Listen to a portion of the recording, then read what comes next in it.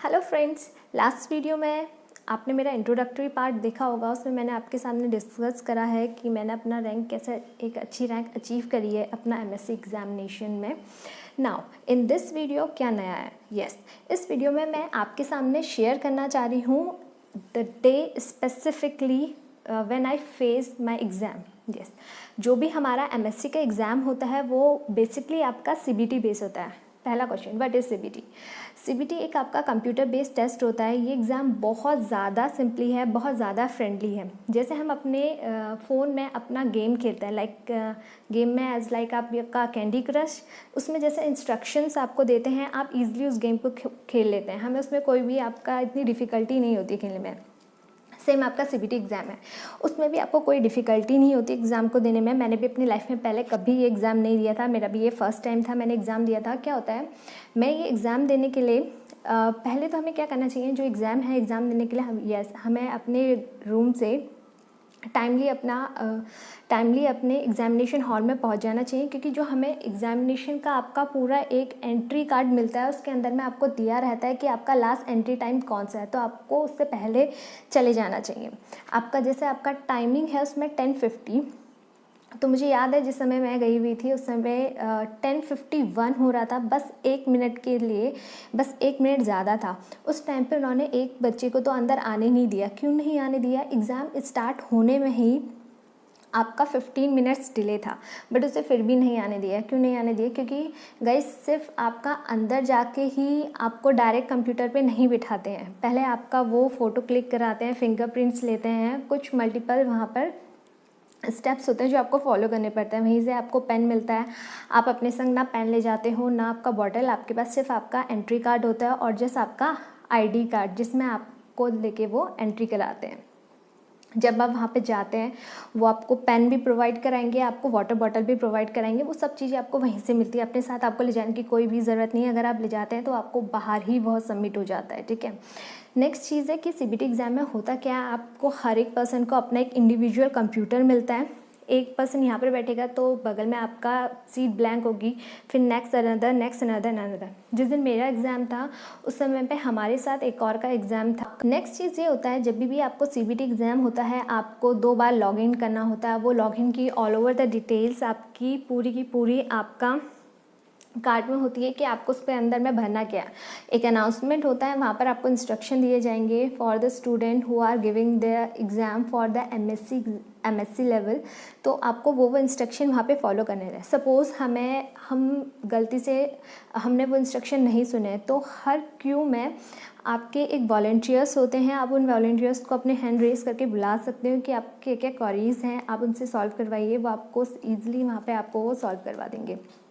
आपका thumb print होता है, वो आपके उसी समय एग्ज़ामिनेशन के ड्यूरिंग या वो पहले या फिर लेट में वो आपका ले लेते हैं। आपके जब आपका एग्ज़ामिनेशन होता है वहाँ पर कोई भी डिस्टर्बेंस नहीं होता, उस दौरान पे कोई भी चेकिंग नहीं होती है, क्योंकि जो चेकिंग होनी होती है वो सब पहले हो जाती है। All the process had done before your examination. During your examination nobody will disturb you. अब एग्ज़ामिनेशन में क्या, आपके एग्ज़ामिनेशन में आपका सीबीटी है, आपको अपना इंडिविजुअल को एक लैपी मिलेगा, आप उसमें सॉल्व करिए अपना जो कुछ भी क्या।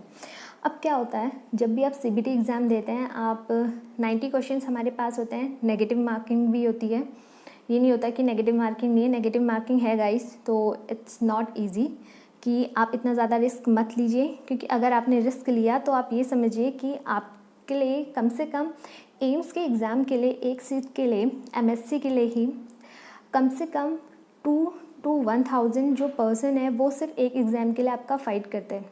क्योंकि जब कोई आपको इतना अच्छा रिज़ल्ट दे के आपको बेनिफिट दे रहा है तो उसके लिए फ़ाइट भी उतना अच्छा ही होता है।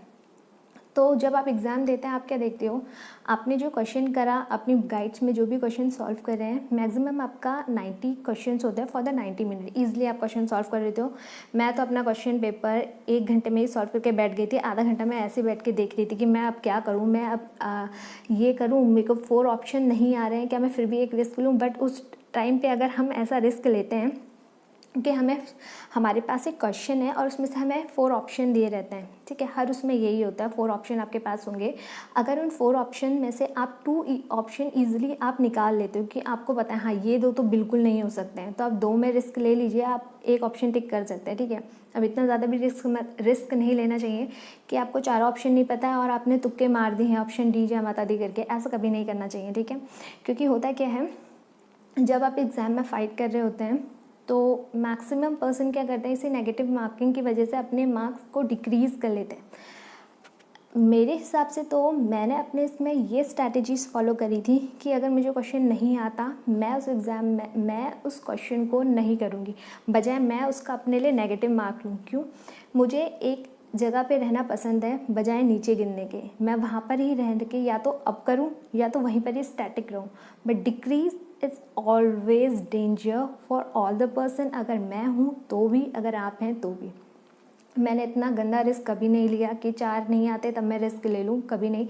हाँ, अगर उसमें नेगेटिव मार्किंग नहीं है तो आप ले सकते हो, but in the central level examination obviously वहाँ पर आपको इतना भयंकर रिस्क कभी नहीं लेना चाहिए, क्योंकि वहाँ पर आपका नेगेटिव मार्किंग होती है।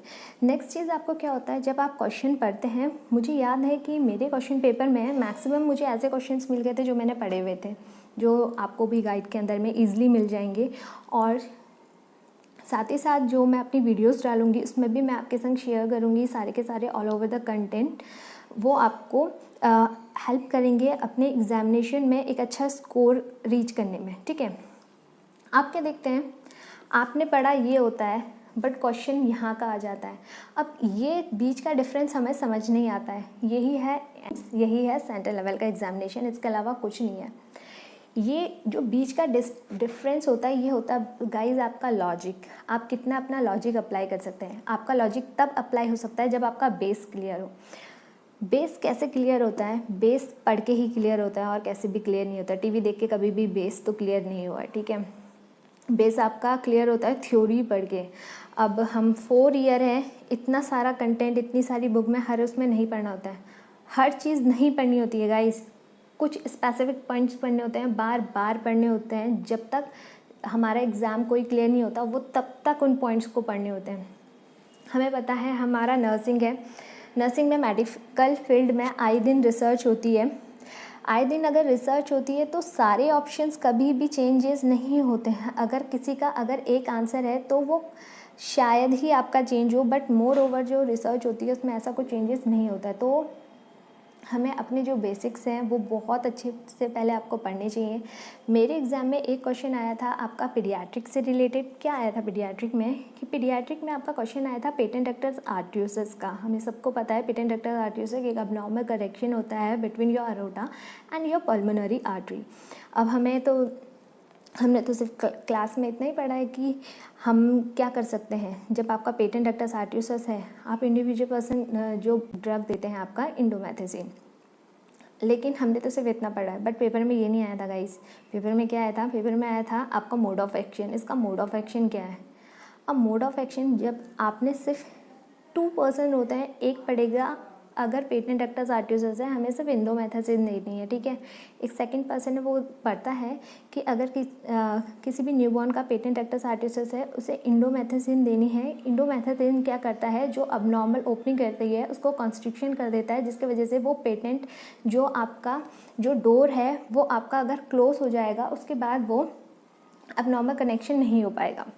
तो यहाँ क्या है, सेम किसी सेकंड पर्सन ने आपका सिर्फ एक लाइन एक्स्ट्रा पढ़ी और जो फर्स्ट वाला पर्सन था उसने सिर्फ इंडोमेथाजिन पढ़ा, ठीक है। अब यहाँ पर क्या होगा, जो पर्सन ए है जिसने सिर्फ इंडोमेथाजिन पढ़ी है उसने तो ये देखा कि पेपर में तो इंडोमेथाजिन आई नहीं है, उसने वो क्वेश्चन वहाँ पे छोड़ दिया। बट उसी के ही सेम क्वेश्चन अगर वही क्वेश्चन आपका बी वाला पर्सन करता है तो उसने देखा है कि वहाँ पर उसका मैकेनिज़्म ऑफ एक्शन लिखा है, सिर्फ एक लाइन का ही डिफरेंस होता है और वो उस ऑप्शन को टिक कराया और वो सिर्फ 1 मार्क्स बहुत ज़्यादा आपका डिफरेंस क्रिएट कर देता है। सो यही जो बेसिक पॉइंट्स होते हैं ये आपको हेल्प करते हैं कि कैसे आप अपने सेंट्रल लेवल में बहुत अच्छा स्कोर कर सकते हैं अपने एमएससी के एग्जामिनेशन में और अपनी अच्छी रैंक क्लियर करवा सकते हैं। और फ्रेंड्स, अगर आप जनरल कोटा में हैं तो आपको तो ये बहुत तरीके से पता होगा कि जनरल को किसी भी तरीके की कोई भी आपको छूट नहीं मिलती है, आपको खुद से ही करना होता है जो करना होता है। सो करना क्या है, पढ़ना है। अगर आपको पता है कि किस किस तरीके से और आपको क्या पढ़ना है, सो इट्स गुड। इसमें डरने की क्या चीज़ है, आपको पढ़ना चाहिए। रेगुलरली पढ़िए, कंटिन्यूसली पढ़िए। फर्स्ट डे हार्ड होगा, थर्ड डे भी हार्ड लगेगा, फोर्थ डे हार्ड लगेगा, बट एट लास्ट जब आप उसमें फ्लुएंट हो जाते हो तो आपको वो चीज़ें ईजी लगती है। चीज़ें ईजी तब लगती है जब हम उस चीज़ में फ्लुएंट होते हैं। तो तब तक उस चीज़ को मत छोड़िए जब तक आप उसमें फ्लुएंट नहीं हो जाते, आप उसमें मास्टरी नहीं हो जाते। सो मेरे हिसाब से आपको कंटिन्यूसली पढ़ना चाहिए, and I will also help you for clearing your MSc examination if you want to help with me. अगर आपको लगता है सो आप मेरी वीडियोस देखिए, एंड थैंक यू।